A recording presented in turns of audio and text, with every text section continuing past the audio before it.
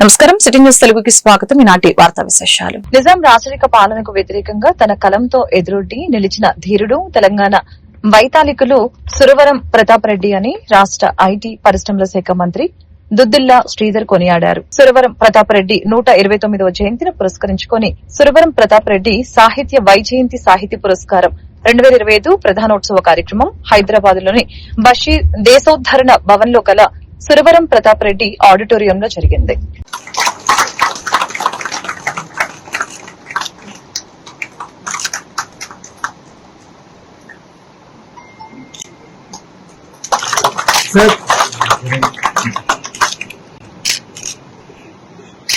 Sir ఒక్క నిమిషం.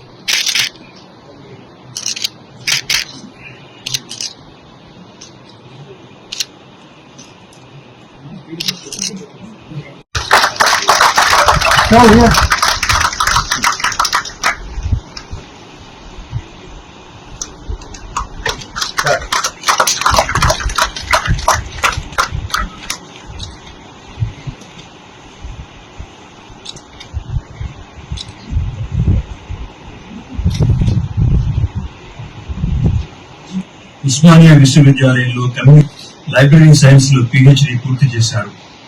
జర్నలిస్టుగా గ్రంథాలు విద్యార్థి దశ నుంచే తెలంగాణ వాదానికి నిబద్ధుడై అన్ని వేదికల మీద తన బలం వచ్చిందని నిరూపించారు. శ్రీనివాస్ అకుంఠిత కృషి ఫలితంగా తెలంగాణ భాషా సురవరం సమగ్ర కవిత్వం వెలువరించారు. షబ్నవీస్ పేరుతో తెలంగాణ పత్రికా రంగ చరిత్రను అందించారు. అనేక ప్రత్యేక రచనగా కోరుతున్న ₹1,00,000 నగదు జ్ఞాపిక.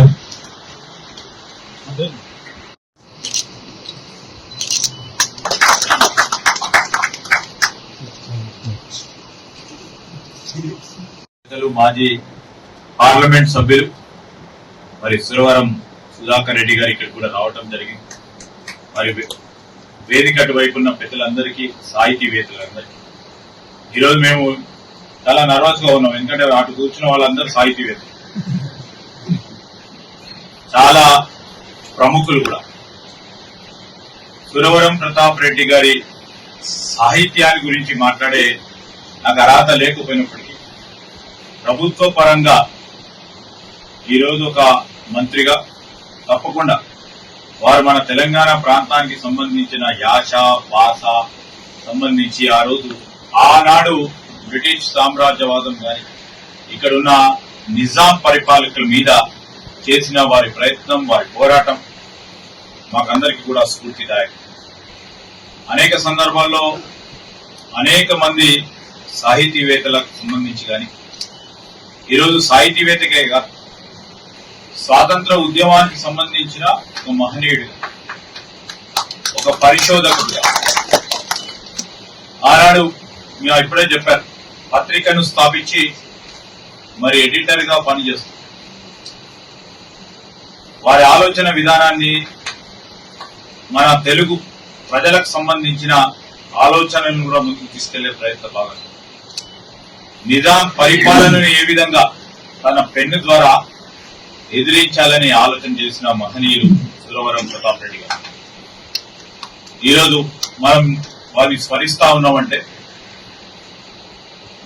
ఒక స్ఫూర్తిదాయకమైన కార్యక్రమం చేయాలని గౌరవ ముఖ్యమంత్రి రేవంత్ రెడ్డి గారు తెలంగాణ రాష్ట్రం ఏర్పడిన తర్వాత వారి పేరిట చిరస్మరణీయంగా ఉంచే ఒక కార్యక్రమం చేయాలని తలంపు చేసి చాలా మందితోని కూడా సంప్రదింపులు చేసి సురవరం ప్రతాప్ రెడ్డి గారి పేరిట ఏదో ఒక కార్యక్రమం చేయాలని తలంపు చేస్తే మరి పెద్దలందరూ కూడా ఇచ్చిన సూచనల మేరకు మా ప్రభుత్వం ఇది రోజు తెలుగు విశ్వవిద్యాలయానికి సంబంధించి మరి సురవరం ప్రతాప్ రెడ్డి గారి పేరిట ఈ రోజు చేయడం మీ అందరికీ కూడా తెలుసు. రెడ్డి గారు ఆనాడు చేసిన ప్రయత్నం కానీ, ఆ రోజు వారు ఆలోచన విధానం కానీ, వారి ఆశయాలు కానీ, వారి సాహితీకి సంబంధించిన అనేక రచనలు చేశారు. రాష్ట కురుమ సంఘం ఎన్నికలకు నిర్వహించేందుకు గాను ఎన్నికల కమిటీని ఏర్పాటు చేయడం జరిగిందని రాష్ట కురుమ సంఘం అధ్యకులు మాజీ ఎమ్మెల్సీ ఎగే మల్లేశం కుర్మ పేర్కొన్నారు. ఈ సందర్భంగా ఆయన మీడియాతో మాట్లాడారు.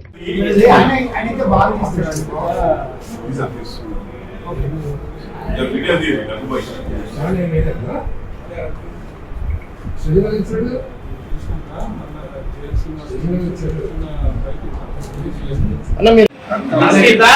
నిమిషం.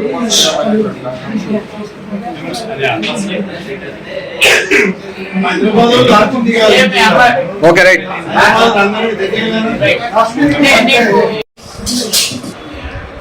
సంగారెడ్డి జిల్లా ఎలక్షన్ గురించి ముఖ్యమైన కుల పెద్దలను అందరినీ పిలిపించి వాళ్ళను ఒక కోఆర్డినేషన్ కమిటీ వేసి అక్కడ భవనం బిల్డింగు నిర్మాణం జరుగుతున్నది కనుక ఆ పని కంప్లీట్ చేసే వ్యక్తిని, సంఘం గురించి కులం గురించి పాటుపడే వ్యక్తిని అధ్యక్షుడిగా నియమించాలి అని చెప్పి ఒక కోఆర్డినేషన్ కమిటీని ఏర్పాటు చేసి వాళ్ళందరికీ కూడా అన్ని విధాలుగా ఒక 3 గంటలు 4 గంటలు అందరికీ వాళ్ళకు నచ్చజెప్పి పంపించడం జరిగింది. అలాగే ఇవాళ state election body Alanuru Srinivas చైర్మన్షిప్లో కృష్ణగోని సదానంద్ అడ్వకేట్,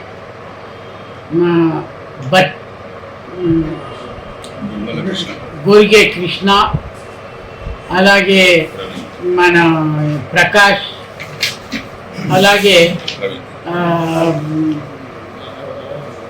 ప్రవీణ్ అడ్వకేట్, వీళ్ళను 4 సభ్యులను ఒక చైర్మన్ను నియమించి వాళ్లకు ఈ పత్రం కూడా ఈరోజు అందజేసుకోవడం జరిగింది. వాళ్ళ విధులు ఈనాటి నుంచి కార్యక్రమం వాళ్ళు స్టార్ట్ చేస్తారు. ఆ కమిటీ మాట్లాడుకొని ఏ జిల్లాలకు ఎవరెవరం పోయి ఎన్నికలు ఎట్లా జరపాలి చేయాలి అనేది అంత ఉన్న సభ్యులు అందరూ కూడా అనుభవం ఉన్న సభ్యులు వాళ్ళు మాట్లాడుకొని స్టేట్ కుర్మ సంఘం సభ్యులను కోఆర్డినేట్ చేసుకుంటూ పోయి ప్రతి జిల్లా ఎలక్షన్స్ చేసుకొస్తారు. మెంబర్స్ కూడా ఎక్కడెక్కడ వాళ్ళ వీలును బట్టి మండల ఎలక్షన్స్ కూడా జరిపించి ఈ జిల్లా ఎలక్షన్స్ జరిపిస్తాం. తొందరలోనే ఈ ప్రక్రియ కంప్లీట్ చేసి నూతన అధ్యక్షుడిని, కార్యవర్గాన్ని, మిగతా జనరల్ బాడీ మీటింగ్లో ఇంకేమన్నా కొత్త విషయాలు ఉంటే కూడా నిర్ణయాలు తీసుకొని ముందుకు పోతాం. ఏది ఏమున్నా ఈ సంఘాన్ని పటిష్టపరిచి ఉన్న యావత్ బీసీ కులాల సంఘాలు అనుకోండి, ఓసీ కులాల సంఘాలతోని పోటీ పడి. ఈ వార్తలు ఇంతటితో సమాప్తం. మరొక బులెటిన్ మళ్ళీ కలుద్దాం. నమస్కారం.